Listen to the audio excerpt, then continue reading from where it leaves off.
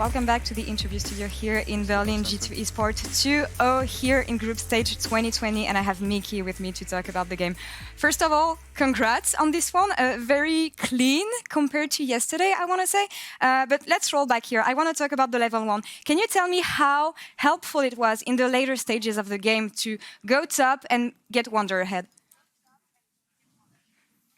Well, it was pretty helpful just in general. So he had like a lot of times he had TP advantage and was just ahead in lane because we knew if we get Camille ahead, we probably win. And he was basically just like kind of a free kill because he always stands in the same bush. So we kind of abused that thanks to our head analyst Stuffman. Yeah. No. And then I mean they tried to level 2 gank us bot, but didn't really work. So that's when it kind of collapsed for them, I think, even though we threw it like so many times. That was a nice research from you guys. And I also want to ask, from yesterday's game to today's game, what did you work on to make the game look more clean? Well, I wouldn't really say it was clean, but I think I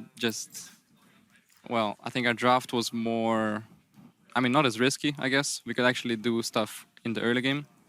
And yeah, I think we're just more safe, I guess.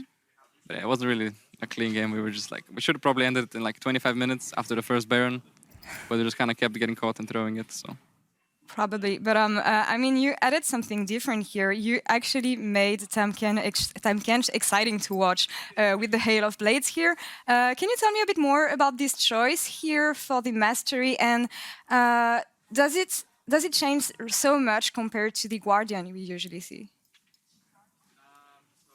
Yeah, I mean, this mastery usually only take in melee matchups, or like aggressive lanes, like Pantheon is one of them, and that's where I saw it first when I played Pantheon against that Halo Blade Tahm, and I was like, this is like kind of strong, and it works similar to against like Leona or champions that kind of want to go in, and yeah, it just seems better. But most of all, it's the most fun. It's like not as boring as Guardian to play, so I can actually have fun on Tahm.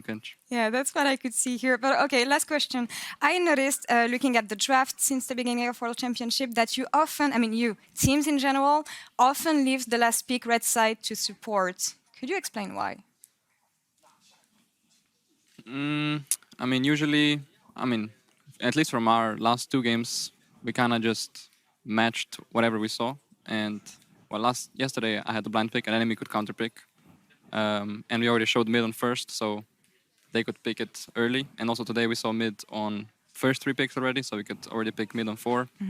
And yeah, usually just last pick whatever you want to save, I guess. And for bot lane with Ashe, it's kind of important to have a counter pick on support, so you secure a winning lane and a pushing lane.